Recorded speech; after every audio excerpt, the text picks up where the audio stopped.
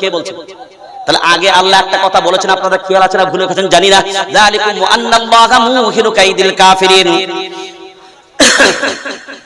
অবিশ্বাসীরা যদি চক্রান্ত করে তাদের সব চক্রান্ত অপকৌশল আমি আল্লাহ ব্যর্থ করে দিই।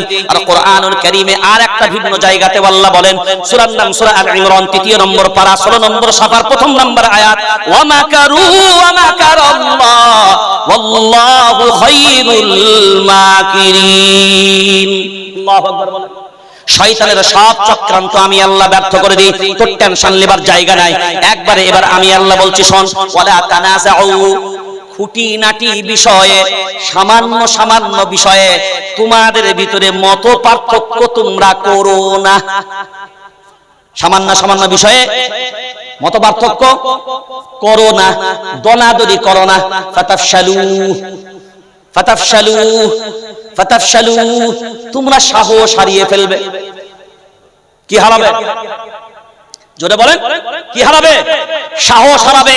কারণ আজ এই জন্যই সাহস হারাবে, তুমি একজন মুসলমানের সন্তান, একটা মসজিদ করবে এ ঘোষণা দেবে, এই ভারতবর্ষের মাটি থেকে একজন কোন কেউ আওয়াজ দিয়ে বলবে গর্দন দিতে পারলে 1 কোটি টাকা দাম হবে।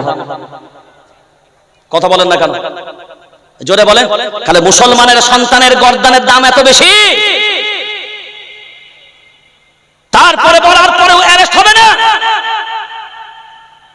আসামের সরকার মুখ্যমন্ত্রী তিনি প্রকাশ্যে বলছেন এই কথা, আমি যতদিন মুখ্যমন্ত্রী থাকব আমার রাজ্যের মুসলমানকে আমি শান্তিতে থাকতে দেব না, এরপরেও অ্যারেস্ট হবে না। এই কথাগুলোর দ্বারাই কি গণতান্ত্রিক পরিকাঠামো ভেঙে পড়ছে না? এরা কি সাম্প্রদায়িক নয়? এরা ভারতবর্ষের সম্প্রীতিকে কি বিনষ্ট করে না? এনআইএ দেখতে পাই না, আইবি দেখতে পাই না, গোয়েন্দা বিভাগ দেখতে পাই না, সিআইডি সিবিআই দেখতে পাই না। এদের ব্যাপারে কি ইডি নাই? এদের ব্যাপারে কি সিডি নাই? হ্যালো, কথা বলেন না কেন? নাই, এ নাই। কেন এক পেশে বিচার হবে? কেন এক পেশে বিচার চলবে? আজ আপনারা জানেন, আসলে আমাদের ইতিহাস অনেকের জানা থাকে না বলে আমরা অনেক কথাই বলি। ভারতবর্ষে বাবরি মসজিদ কয়টা? জোরে বলেন। আপনারা জানেনই না, আপনাদের জানাই নাই। হ্যাঁ, শুনে যান। ভারতবর্ষে বাবরের নির্মিত মসজিদ হলো 2টা। বাবর দ্বারা নির্মিত মসজিদ হলো 2টো। আজকে বলছি, তথ্যটা লিখুন, তারপর সার্চিং দিয়ে বের করবেন। কিন্তু প্রথম যেটা বাবর যে মসজিদটা প্রথম তৈরি করেছে, বাবরের নির্মিত মসজিদ, সেই মসজিদ এখনো ভারতবর্ষের জমিনে আছে। যে অযোধ্যার মাটিতে যে বাবরি মসজিদ ধ্বংস হয়েছে, এটা 1528 খ্রিস্টাব্দে আর 1526 খ্রিস্টাব্দে প্রথম যে বাবর মসজিদটা নির্মাণ করেছে, কাবুলি বাগ নামে মসজিদ। তার স্ত্রীর নামে, বাবরের স্ত্রীর নাম ছিল কাবুলি বেগম। ওই কাবুলি বেগমের নামে কাবুলি বাগ নামে মসজিদ নির্মাণ করেছিল বাবর। ইব্রাহিম লোধি এর বিরুদ্ধে যখন বাবর প্রথম যুদ্ধ করে বিজয় লাভ করে, ইব্রাহিম লোধির বিরুদ্ধে, ওই যুদ্ধে লাভ হওয়ার কারণে, যুদ্ধে বিজয় হওয়ার কারণে খুশিতে 1526 খ্রিস্টাব্দে, কত খ্রিস্টাব্দে বললাম? 1526 খ্রিস্টাব্দে খুশিতে একটা মসজিদ নির্মাণ করেছিল বাবর তার নিজের হাতে। এই মসজিদটা এখনো পাবেন ভারতবর্ষের হরিয়ানা রাজ্য। হরিয়ানা রাজ্যের পানিপথ একটা জায়গার নাম। এই পানিপথ হলো ইতিহাসের এমন একটা নাম, এই পানিপথে বিখ্যাত বিখ্যাত তিনখানা যুদ্ধ হয়েছে। এই প্রথম যুদ্ধের একটা যুদ্ধ হলো এই বাবরের সাথে ইব্রাহিম লোধির যুদ্ধ। ওই যুদ্ধে বাবর বিজয় লাভ করে, আর ওখানে যে মসজিদটা নির্মাণ করে, কি মসজিদ বললাম? কাবুলি বাগ মসজিদ। এই মসজিদটা বাবর নিজে নির্মাণ করেছিল। বাবর নির্মিত মসজিদটি বাবরি বলা হয়। আমি হাওড়ার মানুষ, তাই হাওড়া থেকে এসছি বলে আমাকে হাওড়াবি বলা হয়। আমি বর্ধমানের, তাই আমাকে বর্ধমানি বলা হবে। বাবরি তখনই হবে বাবর কেন্দ্রিক নির্মিত মসজিদ, বাবরি। আর মুর্শিদাবাদে যেটা হচ্ছে, এটা বাবরি না, বাবরের নামে আর একটা মসজিদ। কি বললাম? কথাটা কি খোলাসা হয়েছে? বাবরি না, কি বাবরের নামে একটা মসজিদ। তো মসজিদ হতেই পারে যার ইচ্ছা না। তো তোমার কলজে ফাটছে কেন? তোমার জ্বালা কেন? কত তোমার জ্বালা কেন? আমরা ভারতবর্ষে গণতান্ত্রিক রাষ্ট্রে বাস করি। আমার ছেলের নাম আমি কি রাখবো, আমি কি খাবো, আমি আমার মসজিদের নামও কি রাখবো, এখন কি তোমরা ঠিক করে দেবা? তাহলে কালকে তো বলবে বাবরের কোন ছেলের নাম যদি হয়, তোমরা বলবে বাবর নাম রাখা যাবে না, কারণ ভারতবর্ষের সম্পত্তি নষ্ট হবে। ও মুসলিম মহিলার বোরকা টান দিলে সম্পত্তি নষ্ট হয় না, মুসলিমদের বিরুদ্ধে অ্যাকশন নেবার ক্ষেত্রে সম্পত্তি নষ্ট হয় না, শুধুমাত্র বাবরের নামে মসজিদ হলেই সম্পত্তি নষ্ট হয় নাকি? কথা বলেন না কেন? ভাবেন কোনদিন? তাহলে আসল যে প্রথম বাবরি মসজিদ সেটা আছে না ভেঙেছে? জোরে বলেন। অযোধ্যায় যে মসজিদ বাবর তৈরি করেছিল ওটা বিতর্কিত জায়গা, ওদের দাবি অনুযায়ী ওই মসজিদটা ধ্বংস হয়েছিল জায়গার বিবাদে, মসজিদের বিবাদে নয়। এই মসলাটা খুব ভালো করে বোঝেন। কিসের বিবাদে বললাম? জায়গার বিবাদে, মসজিদের বিবাদ ছিল না। বিবাদ ছিল বিতর্কিত জায়গাতে মসজিদ হয়েছে, কারণ তাদের ধারণা বিশ্বাস যে ওই জায়গাটা রামের জন্মভূমি ছিল, রাম সাহেবের জন্মভূমি ছিল, যার কারণে ওখানে মসজিদ হয়েছে। এটা তাদের আস্থা বা বিশ্বাস। মসজিদের দোষ ছিল না, দোষ ছিল জায়গা, জায়গা, যার কারণে ওই বিতর্কিত জায়গাতে কোনো মন্দিরও হয়নি। আপনারা মনে করছেন বিতর্কিত জায়গায় বুঝি মসজিদ ভেঙে দিয়ে মন্দির হয়েছে? না, ওই জায়গায় মন্দিরও হয়নি। যে রাম মন্দির নির্মিত হয়েছে সেটা অন্যত্রে হয়েছে। ওই বিতর্কিত মসজিদ যে জায়গাটায়, সেইখানটাতে মন্দির হয়নি। আর যে মসজিদের জন্য সুপ্রিম কোর্ট 5 একর জায়গা দিয়েছিল, এটা কি আপনারা জানেন তো না জানেন না? কয় একর? জোরে বলেন। 5 একর। এখন বলেন, আমাদের বাড়ির একজন বোনের স্বামী মারা গেছে, স্বামী কথা বলে না, বা কেউ মার্ডার করে দিয়েছে বা খুন হয়ে গেছে, এখন তার আর একটা বিয়ে দেবে, তো যেটার বিয়ে দেবেন ওটা স্বামী হবে না অন্য কিছু হবে? জোরে বলেন না কেন? জোরে বলেন। কারণ এখন যে বিয়েটা দিচ্ছেন স্বামীর জন্যই তো, কথা বলে না।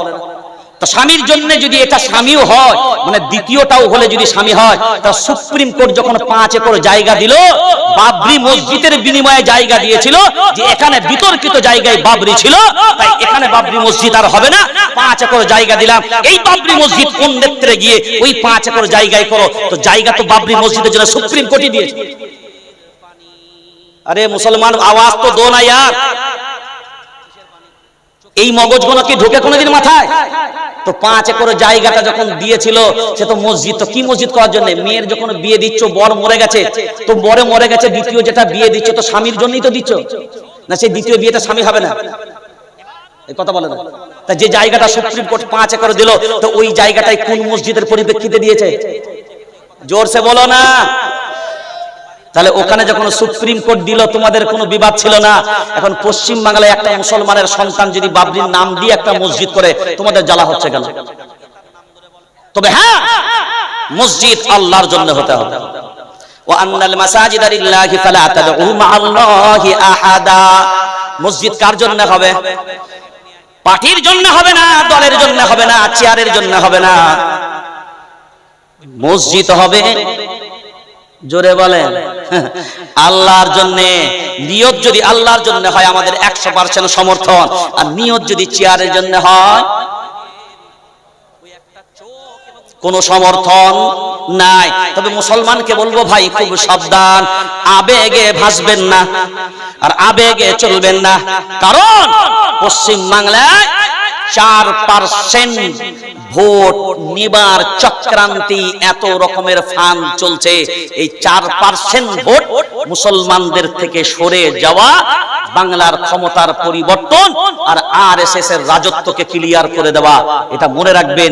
ওই জন্য আবেগে ভেসে নয়, বরঞ্চ মনে রাখবেন, অনেক সময় চোর হয়তো চুরি বন্ধ করতে পারবেন না, কিন্তু মাছ চুরি হয়তো আটকানো যাবে না। অন্তত এমন না হয় মাছ চুরি আটকাতে গিয়ে পুকুর চোরদেরকে ছেড়ে রেখে দিয়েছেন। কথা কি কিছু বুঝতে পারছেন? কি বললাম? চোর বন্ধ করা যাবে না, কিন্তু এটা না হয় যে মাছ চোরকে বন্ধ করতে গিয়ে এখন মাছ চুরি তো বন্ধ করতে গেলাম, এখন দেখছি পুকুরটাই চুরি হয়ে গেছে। কথা খুব ভেবে চিনতে বুঝবেন, আবেগে চলা যাবে না, পজিটিভ দিক আর নেগেটিভ দিক ভাবতে হবে। মানুষ আবেগ যা দেখাতে শুরু করেছে, এটা তো হবে না আবার যে আসল অরিজিনাল বাবরির যে মুসলমানদের দিলের ভিতরে যে একটা আশা আকাঙ্ক্ষা আর একটা যে ব্যথা কষ্ট ছিল, এই আবেগে ভেসে আসল বাবরির ভালোবাসা তো আবার সরে যাবে না তো? কথা বলেন। এবার মুর্শিদাবাদ জেলা, আমি গতকালকেও মুর্শিদাবাদ জেলায় বলেছি, মুর্শিদাবাদ জেলায় আপনারা জানেন প্রায় 775টার মতন মুর্শিদাবাদ জেলায় মসজিদ আছে। কিন্তু পৃথিবীর ভারতবর্ষের ঐতিহাসিক মসজিদের একটা মসজিদের নাম হলো, কে বলতে পারেন? জোরে বলেন। কাঠরা মসজিদ। কোন মসজিদ? তাহলে আমার ঘরের মা অসুস্থ অবস্থায় পড়ে আছে, আগে মাকে বাঁচাবো না খালাকে নিয়ে টানাটানি করব? বুঝতে পারেননি কথা? আল্লাহ আমাদেরকে সেই জায়গাটা ভাবার তৌফিক দান করুক। কারণ সব জিনিস আল্লাহর জন্য হবে, অন্য কারোর জন্য হবে না। এবার আপনি লক্ষ্য করে দেখেন, পানির একত্রিত হওয়া বিজয়ের ডাক। কারণ যেখানে আল্লাহ একত্রিত করেছে বিজয়, সেখানে আল্লাহ নিয়ে এসেছে, এটা মনে রেখে দিবেন। আর বিজয় যেখানে আসবে ইনশাআল্লাহ পরাজয় কোনো অবস্থায় সামনে অবস্থান করতে পারে না। এই মুহূর্তে পশ্চিম বাংলার আজকে আমি আসার পূর্বে আপনার একটা গুরুত্বপূর্ণ মিটিংকে আমি ছেড়ে এসেছি, এটা আপনাদের এই জন্যই জানা দরকার। পশ্চিম বাংলার এই মুহূর্তে বহু ঈদগাহ, বহু মসজিদ আর বহু কবরস্থান যেগুলো 1 নাম্বার খতিয়ানে চলে গেছে। এই খবর কি আপনারা জানেন? এই জোরে বলেন। এই যে 1 নাম্বার খতিয়ানটা হলো সরকারের। কার? 1 নাম্বার খতিয়ানটা হলো সরকারের। তাহলে 1 নাম্বার খতিয়ানে যে ঈদগাহ চলে যাবে, এই ঈদগাহ এখন কার? সরকারের। যে মসজিদ যাবে সেই মসজিদ সরকারের। যে কবরস্থান যাবে সেই কবরস্থান সরকারের। মনে রেখে দিবেন, যদি এই হকটা বলার জন্য আপনার মনে হয় এই হকটা বলা যাবে না, তবে বুঝে নিতে হবে হাতে চুরি পড়ে থাকা ছাড়া আর কোনো উপায় নাই। আপনার মসজিদ চলে যাবে, চুপ থাকবেন। আপনার বাপ দাদুর কবর আছে, চলে যাবে, চুপ থাকবেন। তাহলে অন্য কেউ করলে অপরাধ আর আপনি করলে অপরাধ নয়। অন্যায় তো অন্যায় হবে, তুমি করো আর তোমার বাপ করুক। কথা বলেন না কেন? অন্যায় অন্যায় হবে। আফদালুল জিহাদি কালিমাতু হাক্কিহি ইনদা সুলতানিহি জায়ের। আল্লাহর নবী বলেছেন, শুনে রেখে দাও, জালিম শাসকের সামনে হক কথা তুলে ধরাটাই হলো উত্তম জিহাদ। কার কথা এটা? জোরে বলেন। কার কথা? আল্লাহর নবীর কথা। তাহলে মুসলমানদেরকে একতা হবার কথা কে বলছেন? জোরে বলেন। কোরআন। খুঁটিনাটি বিষয়ে তোমরা নিজেদের ভিতরে মতপার্থক্য করো না। কারণ তোমরা যদি মতপার্থক্য করো, তোমরা দুর্বল হবে, তোমরা সাহস হারিয়ে ফেলবে।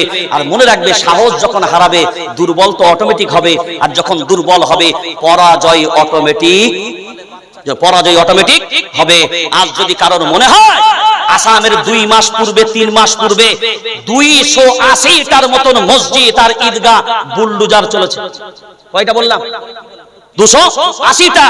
গেল মে মাসের 11 এবং 12 তারিখে হরিয়ানা রাজ্যের 250-এর মতন মসজিদ আর মাদ্রাসা সরকার সিল মেরে দিয়েছে।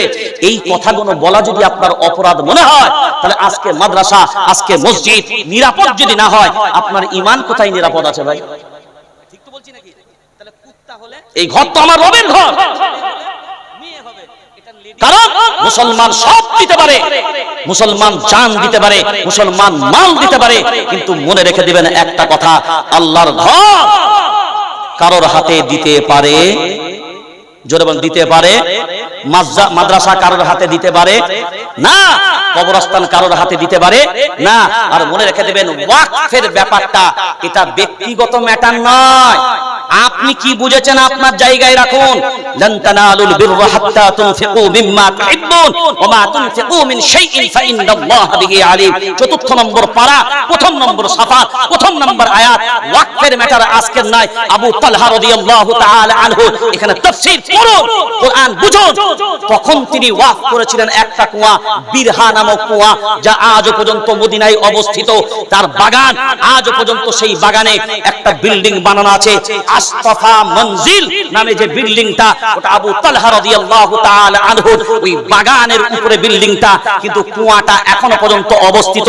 বিরহা নামক কুয়া, যেটা আবু তালহা রাদিয়াল্লাহু তাআলা আনহু ওয়াকফ করেছিলেন। ওয়াকফের ম্যাটার আজকের নয়, ওয়াকফ সেই জামানা থেকেই চলে আসছে।